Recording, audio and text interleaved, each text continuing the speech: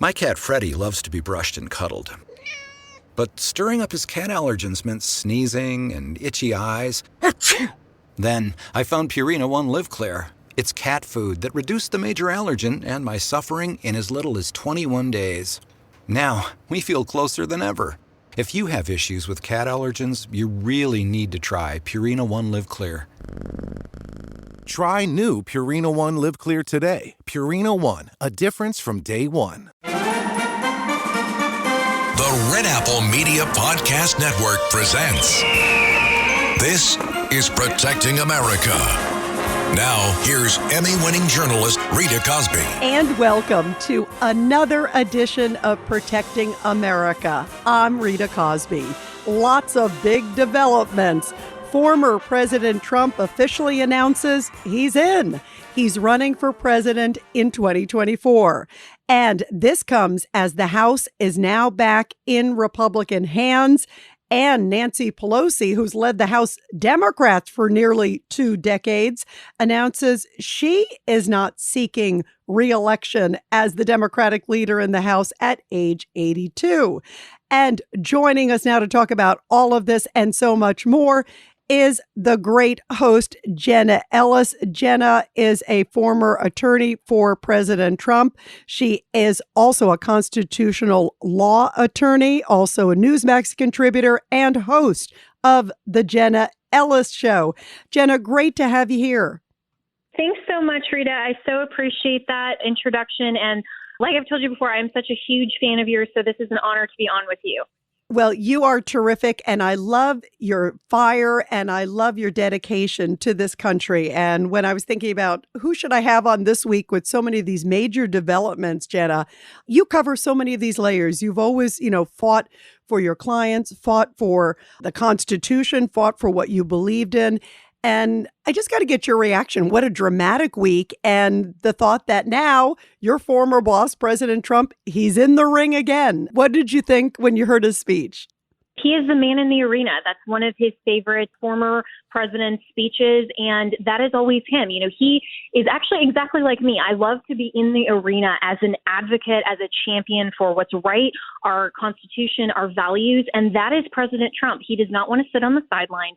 He wants to go in and be the man in the arena fighting for the truth, for the Constitution, and for American greatness. And so he came out, he was so incredibly presidential. And, so many, of course, on the left, if he had been more upbeat, they would have complained about that. Because he had more of that very serious presidential tone, they compared him to kind of, low energy. And I thought, you're going to complain no matter what. But everyone who saw President Trump that night said, okay, he is absolutely serious and he is going to finish what he started. He is going to be formidable as the Republican candidate. He's the only one that has announced. He's waited 2 years to announce, and he announced probably the soonest moment he felt like was good in terms of the aftermath of the midterms. And he is the front runner. And I don't think anyone is going to catch up to his level. What did you make of the strategy, too, as you point out, that he was the first one to get into the ring for 2024? That was a good strategic move. Of course, because he is virtually the incumbent. I mean, obviously, we have everything that happened in 2020 and so forth, but he really is the Republican incumbent. And so this is the shot across the bow to basically say, hey, it's mine. And I'm just letting everyone else know I'm staking out my territory. That's what I saw from him. And also that's what I saw from him even leading up to the midterms by referencing at his rallies for so many of the America First candidates. He still referenced all of the polls that showed him as the front runner. And he always is telling anyone else that may challenge him, which is fine. It's the primary. It's open. That's okay. But he's telling everyone, hey, I'm the front runner and you better respect that. So if you want to step into the arena, you better understand this is my game, my turf, my rules. How formidable of a candidate is he? I mean, you know him very well. I've known him for a long time. I always say, go into the arena, but you're not going to come out unscathed. Well, he knows that. I mean, listen, it's been 6 years of nonstop harassment, investigations. He's probably the most investigated individual in America right now, and the left has absolutely nothing on him. So he knows that he's going to get the consistent attacks from not only Biden's weaponized DOJ, from the now hopefully soon to be disbanded January 6th committee, from everyone else, and even from within the establishment GOP. I mean, what we've seen, how there was so much money and dark money that was actually spent against America First candidates, was intentionally targeting him so that they could have this narrative that, oh, he's over, he's passed, his candidates didn't win. But he had a 93% endorsement success rate. That is higher than Barack Obama, who I don't even think achieved anything beyond 60% in any of his years of endorsing, even currently. So he was wildly successful with that. And everyone who is against him only makes him stronger. And while so many people love, for example, Ron DeSantis or love others, and I do too, I think it's great that we have a wide bench. We have a deep bench of excellent America First candidates across the board, while the leftist Democrats have, an old guy with dementia and a cackling witch. I actually feel sad for them that they have such stupid people representing their party. But we have a wonderful, deep, wide bench. But right now, it is President Trump's to lose because he is the winner. He's the first to announce, and I think he is going to just get stronger from here. And the base loves him. Yeah, the base absolutely loves him. And also, he is such a formidable candidate. And when you saw his speech, it was refreshing. The clarity, as you bring up, what a contrast to President Biden. It couldn't have been more stark. Absolutely. And I thought it was very wise as well to not dwell on what happened in 2020, because we know there's really not going to be a remedy for that election. We can only have election integrity moving forward because of the rejection from the state legislatures for a remedy, as well as all of the courts from the district level all the way up to the United States Supreme Court that wrongly, in my opinion, and unconstitutionally rejected any of those challenges, never heard any of the cases from Team Trump on the merits. But he didn't dwell on that. He was very forward-looking, and the only thing that he referenced in the past was just election integrity in general, and also all of his significant policy wins, and especially foreign policy. And I thought that was particularly strategic because his closest challenger, of course, is Ron DeSantis, if Ron decides to step into that arena.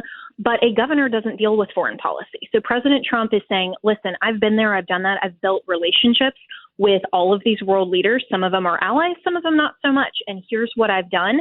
We wouldn't be in all of these ridiculous wars, spending so much time and billions of dollars in Ukraine. We would be in a very different position under my leadership, and we were in my previous administration. Ron DeSantis can't say that. So that was a very good strategic move. And he also had one very salient question, which I think will be his messaging moving forward, which was the question, was your life better under a Donald Trump administration, or is it better currently under Joe Biden? Any reasonable, rational person, there is no question but to say, like him or not, Americans were far, far better off under Donald Trump, and we want that again in 2024. And he had quite a litany of things too, Jenna Ellis. I mean, when you think about it, he was talking about we were energy independent. We were about to be energy dominant. Talked about just the economy overall. I did it prior to COVID. I brought it back after COVID. I think he laid a lot of powerful groundwork that people listening, like, as you said, on both sides of the aisle, go, yeah, you know what? That's right. Yeah, and that's exactly, Rita, why he crossed over the aisle, and so many Democrats actually did support him in 2020 and supported him throughout his administration that were historically not only registered Democrats, but demographics that historically had voted for and supported Democrats. And so he has brought together a large coalition, and this is exactly the message that he said was, I'm going to finish what I started. And so in his mind and how he framed this speech, I thought, again, was very excellent, where he showed the progress that he made over the first 4 years, but gave the American people the understanding that he still has 4 more years to finish what he started and to truly make America great. And, I was with him at dinner on Sunday night. It was the Zionist Organization of America. And he talked about, of course, the Abraham Accords, Jenna. And one of the things I thought was really powerful there is he said, look, we, forged these great relations with Israel and a number of their Arab neighbors. And yet, if I get a couple more years, I'll be able to forge XXX. And I think that that's really important. Those tangible things of A, here's what I've done, and B, here's what looks ahead. And I think that that's an important thing. A lot of people felt that the GOP overall in the midterms didn't give enough to voters to say, okay, what are you going to do? Not just criticize the Democrats, but also here's some tangible things that I will do to make your life better. And I thought President Trump, was very effective at that in his speech. Absolutely. I agree with you. And I think when he gave specific examples like what you just referenced about here's what I accomplished, these were the promises that I gave in 2016, and here are specific ways that I delivered on those promises. He said, presidents have promised, but they have not kept their promises like I have. And that was very, very effective because he now has a track record. I mean, so many conservatives in 2016 were either very hesitant or they supported him only as opposed to Hillary Clinton in 2016. But then as soon as he was actually in office and he started actually fulfilling on those promises, then so many conservatives said, okay, this is a guy we're actually really excited about because he's keeping his promises, and no other establishment Republican since Ronald Reagan has really done this, and this is incredible. And so now he has that track record where we're not just going off of his promises, we're going off of his deliveries. And that is a big difference. He also, in his speech, was very much we're going through this journey together. He almost started, if I recall, saying, America's comeback starts right now. In other words, I'm here for America. And, he said, it's not my campaign. This is basically our campaign. I thought that was a really good tone for him to set, too. Oh, I loved it. I love that he's America's commoner billionaire. I mean, which is so mind-blowing if you actually really think about it. But as you and I know, and people who have had the amazing privilege to sit in the same room with him and talk with him one-on-one, he actually reminds me of my dad, who is, somebody who just loves America. He is a hard worker. He's common sense, and he wants to get things done. And as much as I respect and love my dad for everything of the principles and the values and the faithfulness that he's had, President Trump reminds me of my dad in that way. And he actually got to meet my dad and asked to meet my dad the first year that I worked for him. It's one of my favorite stories of President Trump, of meeting my father and saying, from one father to another, I just had to tell you that I'm so proud of your daughter. And my dad, who I just adore, got tears in his eyes. And it was just such a wonderful moment. But those kinds of things about President Trump really show who he is as an individual, and that this is not about his own status. It's not about his own popularity. It's not about him. It's all about America. And it's all about making sure that this country is better off and is actually great. And he wants to make it the best that it can be for everyone. And that's what I think really resonates with everyone with him, and why he has such a following and people love him, because they see that he's not in it for himself. I mean, he is the first truly citizen president that was not in government or the military. And people on the left will give him grief for that. But he really, truly was just an entrepreneur, was the American dream. Barack Obama even called him that before he ran for office and the leftists turned against him. Barack Obama said Donald Trump is the American dream. And he left his comfortable lifestyle, like he said during his announcement speech. He left that to fight for America because he truly believes in American greatness, and he wants that same opportunity for you and me and for everyone in America. So this truly is a we campaign, not just about him. And I think that's why he is going to be very, very hard to beat. Ryan Reynolds here from Mint Mobile. I don't know if you knew this, but anyone can get the same premium wireless for $15 a month plan that I've been enjoying. It's not just for celebrities. So do like I did and have one of your assistant's assistants switch you to Mint Mobile today. I'm told it's super easy to do at mintmobile.com/switch. Upfront payment of $45 for 3-month plan, equivalent to $15 per month required. Intro rate first 3 months only, then full price plan options available. Taxes and fees extra. See full terms at mintmobile.com. Do you feel that he feels it's unfinished business, but also looks at how far America, in his view, has gone downhill. And a lot of people agree with him when they see the open border, where they see our economy. And he says, gosh, I need to step in for America. Do you feel that's where he's coming from?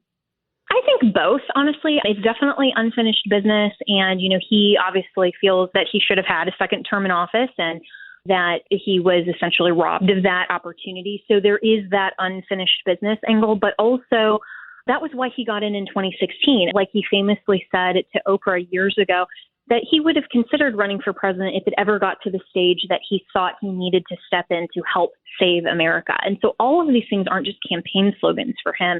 They're truly what he thinks and what he believes and what he's willing to fight for and put his own money, credibility, reputation, and freedom ultimately on the line for America. So I think right now, especially when he sees the disaster that is the Biden administration and how far we've fallen in just 2 years, it's incredible. I mean, Reagan said that we are just one generation away from, some terrible things, but we're clearly just one election away.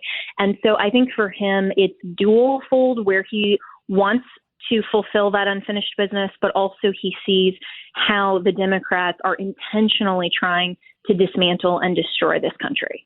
And he recited a litany of things. Also, Jenna Ellis, he was talking about, look, the border is wide open. He talked about fentanyl. It was refreshing to hear a president talking about it because clearly President Biden doesn't want to pay attention to that. And I thought, boy, we're seeing strength from the president about domestic security, about international security. Your thoughts? Yeah, and that is one of many things that I love about President Trump is that he's willing to say it how it is, and he's willing to go there, and he's willing to address topics that it doesn't matter to him whether it's politically correct or politically expedient. He knows that it's right, and so he's willing to address that. He's willing to say, this is what I'm going to do on a litany of issues where historically Republicans have been too concerned about the polls or too concerned about the negative press that they won't stand firm for things. And that's why it's become a very squishy party, unfortunately. And that's also why the Republican establishment does want to oust him. And that's why we see the concerted effort from the GOP in the midterms and from the leaders putting in millions and millions of dollars against America First candidates so that they can try to craft this narrative that Donald Trump is over, because they won't be as bold, they will not be as direct, and they frankly won't represent the values that you and I and the America First base, the true American patriot, genuinely believe in, like Donald Trump will. And that's when he was the outsider and he upset the political world in D.C., he called it how it was. And even though some people will say, okay, well, he's a little too blunt, or we don't like this, or, that was a little maybe, not quite how we would have phrased it. Everyone has to admit that goes with the territory with Donald Trump. And I am fully willing to accept whatever he says that I'm like, maybe he could have put that a little differently, for the genuine fact that he will call it how it is. And he is unafraid to confront every issue that he strongly believes needs to be confronted. Yeah, he is exactly unabashed, and this is what he feels. And it's also nice to hear a president talking about the border, talking about our domestic security, where there's been, I've been down to the border many times. And Jenna, when I think about the fact that we've had 5.5 million cross under President Joe Biden, and yet he doesn't ever want to go to the border, doesn't talk about fentanyl. It's very, very concerning. Before I let you go, I want to make sure that we talk about also some of the other big changes that happened, of course, just in the last few days. I mean, it's really been stunning to see what's been happening. In Washington, of course, the House has now changed hands. It's now back in Republican hands. And also Nancy Pelosi is no longer going to be in Democratic leadership. What are your thoughts about the new changes now with the House being in Republican hands, the gavel turning over to, somebody in GOP hands, likely Kevin McCarthy? How much different will, I guess, the investigations look? Will Congress look under GOP hands? Well, the GOP really has an opportunity to show that they will meet the level of Donald Trump over the next 2 years, because they are flying solo without his cover in the White House. And so they are going to have the opportunity and, frankly, hopefully, the accountability for what they do over the next 2 years. And that is going to show their hand very plainly. So I'm very interested to see if they will follow up on their promises or if they will make perpetual excuses. There was the announcement today that there will be the investigation into Hunter Biden and the laptop, and specifically Joe Biden and some of his ties. I hope they follow up on that and that they really get down to business. But this is going to really show, what is the GOP made of? Are they going to be the squishy party? Are they going to make excuses, or are they going to rise to the level of the Donald Trump standard and say, we are going to go full bear and use the full power of the House majority to make sure that we really get some answers for the American people, because we serve the American people. And I'm not surprised to see that Nancy Pelosi has kind of given up. And I loved that President Trump just said, that's nice. She's gone. I loved that. Yeah, it was a very quick response. And do you think, obviously, Hunter Biden's going to be looked into, border's going to be looked into? Do you think it's important that they hurry up and get to those investigations to fulfill what they did tell the American public they were going to do? Absolutely. And I think if they do that, regardless of what the mainstream media attacks them with, we've seen the rise of alternative media that will support the truth, like Newsmax that you and I are both a part of, like podcasts like your show, like my show, like Joe Rogan, for example, that has more viewers than all of Fox Network. I mean, that is so great. People want the truth. People want representatives in Washington that aren't serving their own selfish power interests. They truly want people that will serve us, that will give us answers, and will hold the Democrats accountable for their debauchery over the last several years, especially the Biden administration. So I think if the GOP rises to the occasion, they will only put the fire and stoke the fire under the base to genuinely support the GOP and get out and vote in mass red wave in 2024. So I hope that they do that. Do you believe it's important that they're clear and concise? Because obviously the sort of fighting amongst themselves doesn't work, too. It also has to be a cohesive GOP, don't you think?